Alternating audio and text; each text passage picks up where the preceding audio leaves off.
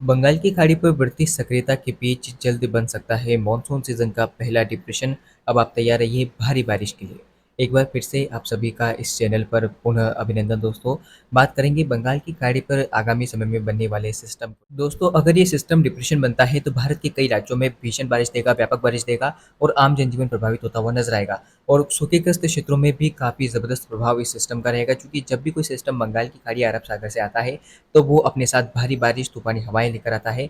और जब भी सूखेग्रस्त क्षेत्रों में बारिश की आवश्यकता पड़ी है, किसान परेशान हुआ है, तब बंगाल की खाड़ी अरब सागर ने ही सहारा दिया है। और इस बार भी बंगाल की खाड़ी अरब सागर से काफ़ी ज़्यादा अपेक्षाएं हैं, क्योंकि मानसून का कमज़ोर प्रदर्शन देश के कई राज्यों पर जारी है, बारिश नहीं हो रही है। इसके अलावा अब जब सिस्टम बन रहा है तो किस तरह की बारिश होने की संभावना है, क्या मानसून का प्रदर्शन रहेगा, आइए जानते हैं इस वीडियो में। आप सभी से एक छोटा सा निवेदन रहेगा कि वीडियो को लाइक करना ना भूलें, चैनल को सब्सक्राइब कीजिएगा, बेल नोटिफिकेशन को भी ऑन करना ना भूलें, ताकि आपके पास सभी अपडेट जो है आपकी मोबाइल की स्क्रीन पर ऑटोमेटिकली पहुंच जाए, ताकि आप सबसे पहले जानकारी प्राप्त कर सकें।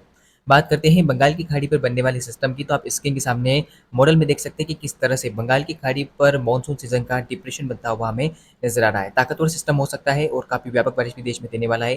तो इसका ट्रैक क्या रहेगा, इसके ऊपर मैं बात करूंगा। सिस्टम की किस दिशा में आगे बढ़ने की संभावना है और किस तरह की ये बारिश देश के राज्यों में दे सकता है। दोस्तों, शुरुआत करते हैं कि कहाँ से ये सिस्टम बनना शुरू होगा, कब तक सिस्टम बनेगा। तो दोस्तों, सबसे पहले मैं आपको दिखा देता हूँ कि सिस्टम के बनने की संभावना कब है।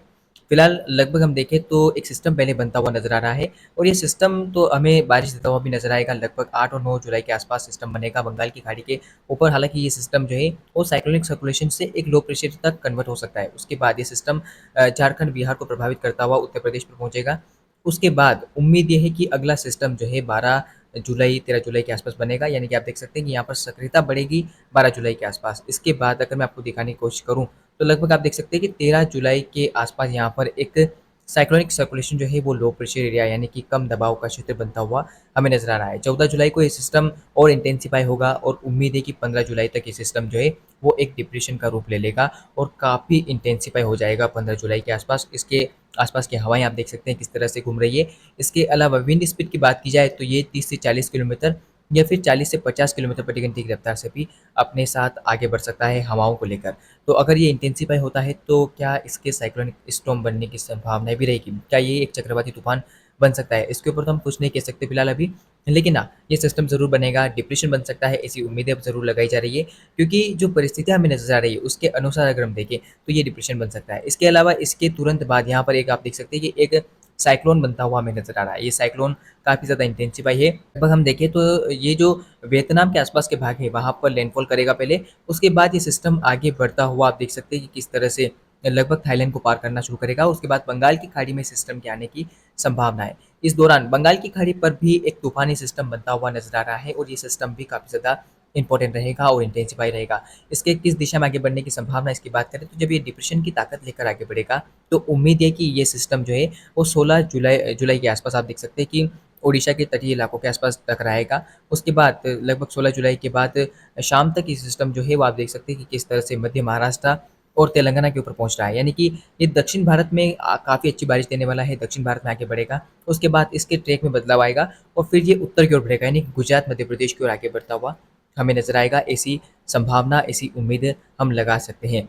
अब मैं आपको दिखाता हूँ कि बारिश की क्या संभावना है जब ये सिस्टम भारत में आएगा, और उस समय भी जब ये बंगाल की खाड़ी में बनेगा।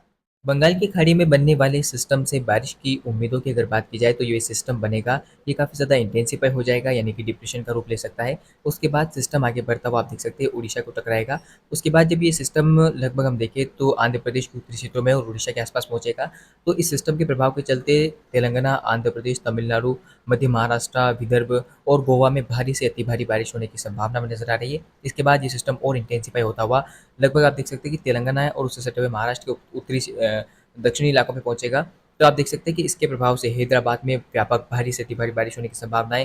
घाटों पर, जिसमें मुंबई से लेकर नासिक, ठाणे, पालघर, रत्नागिरी, सिंधुदुर्ग, साथ ही साथ जो दक्षिण भारत के राज्य हैं, आंध्र प्रदेश का उत्तरी क्षेत्र और छत्तीसगढ़, उड़ीसा के इलाकों में काफ़ी भीषण बारिश होने की संभावना है। आम जनजीवन प्रभावित हो सकता है, सावधानी की आवश्यकता आपको रखनी होगी। इसके अलावा कहीं न कहीं तबाही का दृश्य देखने को मिल सकता है, नालों में उफान जैसी स्थितियाँ पैदा हो सकती है, तो आप घर से बाहर ना निकलें, ऐसी ही मैं आपसे अपील करूँगा। हालाँकि अभी बहुत लंबा समय तय करना है, हालाँकि आज तो 7 जुलाई है, लेकिन 7 जुलाई से लेकर 15-16 जुलाई तक परिस्थितियाँ अगर ऐसी बनती है तो काफ़ी व्यापक बारिश और व्यापक तौर पर तबाही का दृश्य देखने को मिल सकता है मानसून सीज़न में, क्योंकि डिप्रेशन बन रहा है तो डिप्रेशन एक बड़े हिस्से को प्रभावित करेगा, इसके अलावा भीषण बारिश देगा। फिलहाल इस सिस्टम से जुड़े हुए अपडेट के इस वीडियो में, इस बुलेटिन में इतना ही। लगातार आप चैनल पर बने रहें। आगे जो भी अपडेट होता है, आगे जो भी सिस्टम आते हैं, मैं उसके ऊपर आपको लगातार अपडेट देता रहूँगा और इस सिस्टम के ट्रैक में क्या कुछ बदलाव आता है, इसके ऊपर भी मैं आपको जानकारी देता रहूँगा। फिलहाल इस वीडियो में इतना ही। धन्यवाद।